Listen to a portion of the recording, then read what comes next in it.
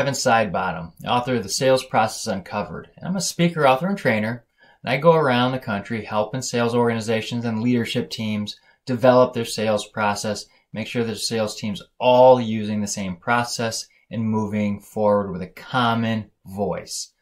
It's helped a lot of organizations solidify and actually move fast with efficiency. Today I want to talk to you about developing a sales process. Now there's tons of different people out there with different sales processes, and it's okay.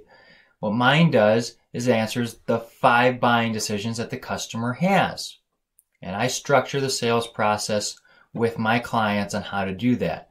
But you need to be able to answer those 5 buying decisions. Okay?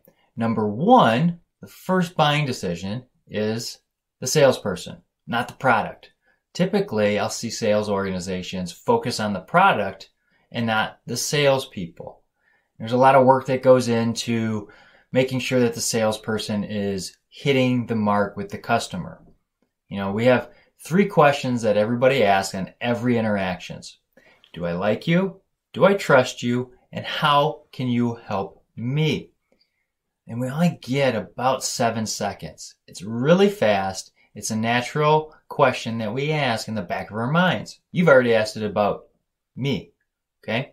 And if I'm with you, I'm actually doing it. It's just a mechanism we had since the dark ages. So what we need to be doing is making sure we're focusing on building the right parts of the sales process. Now, going through the first buying decision, which is the salesperson, we need to make sure we answer those 3 questions.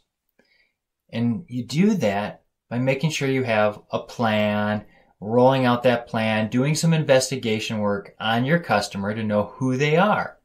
And there's a lot of principles that I teach about how to get the liking and the trust building really fast and build rapport. I'm a specialist in building rapport quickly. Now, we want to make sure that we're doing that so that we can answer, do I like you, do I trust you? Later we'll answer the how can you help me part in the sales process.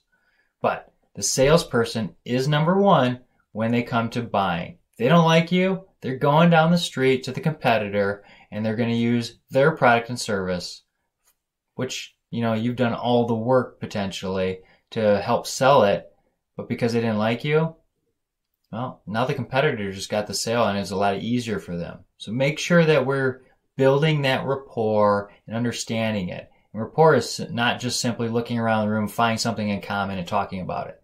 Rapport is a lot deeper, and I go into that in my trainings. Okay? So we've answered the first buying decision. The second buying decision is the organization. Yeah, that's right. Your organization plays a big factor.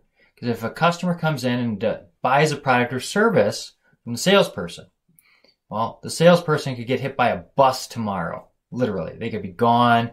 They could change to another organization, change a whole different field. It can happen and often does. But our organization is still there, and they want to know that that organization is going to be around for a long time, but also is not just going to take their money and run. They want someone who's going to be there to partner with them and help them when they have needs come up in the future. So we need to make sure that when we're selling our organization. Got to make sure we ask those questions when we're in the interviewing process with the customer and verifying the needs and all that. So we got to make sure we do the support function and sell our organization. Now, the third part of the buying decision is the product. That's right. Now we've finally gotten to the part where all of us know how to sell, typically. Unfortunately, a lot of organizations take that shotgun, cock it, and shoot at the wall, trying to sell features and benefits. Well, customers don't buy features and benefits. That's right. They don't buy features and benefits. They buy something that answers their needs. So we need to make sure that we're answering that. What are you doing to make sure you answer your customers' needs? And how does your product line up with that? And we map that out in some of my trainings. That will help you make sure you're asking the right questions. And I love doing that. It's a great strategy session. And that's what you should be doing with your team. Bring in the sales team. Have them all sit down. Have them all strategize. the best products and features and how they answer those needs so we can draw out those questions. There's a lot of fun involved in that. So now we've gotten to the fourth buying decision, which is the price. We got to make sure that we've answered all their needs. And if we don't answer them all, when we get to that price part of the sales process, well, guess what happens? They say no.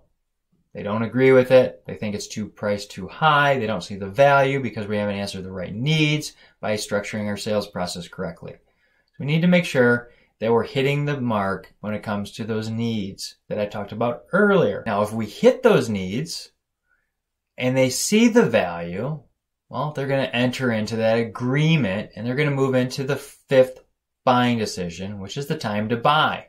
Now, here's a little tidbit. At the very beginning, we need to understand the situation that the customer has and understand their timeline of when they plan to purchase. If it's not for another 6 years, are you going to go through this whole sales process? So we need to make sure that we're qualifying, the contact. We need to make sure we're understanding where we're at. Maybe just touch points for a little while until we get closer to that buying decision. Okay? So, but when they do buy from us, when they make that fifth buying decision, we don't just leave them hanging. There's extra steps that we need to make sure we're hitting on after the sale. Now, to give you a little story, I started off in the lawn industry and I sold outdoor power equipment. One of the deals I did was the first truckload deal of lawnmowers. That's right. So satisfying, so huge of a sale. But back then it was. So I get this truckload deal. The first thing I did is made sure I scheduled my time so I could be there when that truckload showed up, because I was going to help unbox things. Okay? I was there making sure I was helping the customer after the sale. And I was educating their sales teams on how to sell it effectively, how to, ride the equipment and do it effectively. I was helping them and coaching them so that way they were going to be successful. Okay? Because the customer needs to be successful. Otherwise, they just bought another product and service that didn't help them. They're going to look for somebody else for a solution and start that cycle again. And you're not going to retain those revenues. So we need to make sure that we're helping the customer. So when we build our sales process, we need to make sure we're hitting all of those 5 buying decisions and making sure the customer is successful. Now, if you have any questions about this or want to research some of my trainings, check out the links below. Reach out. And I also do weekly blogs too if you want to read up on some of the topics. But I'm here to help you. Now, if you like this video and it was helpful, hit like and subscribe. It'll help everybody else as I get to more people. That's what I'm here to do, is help you and everyone else. All right? See you next time.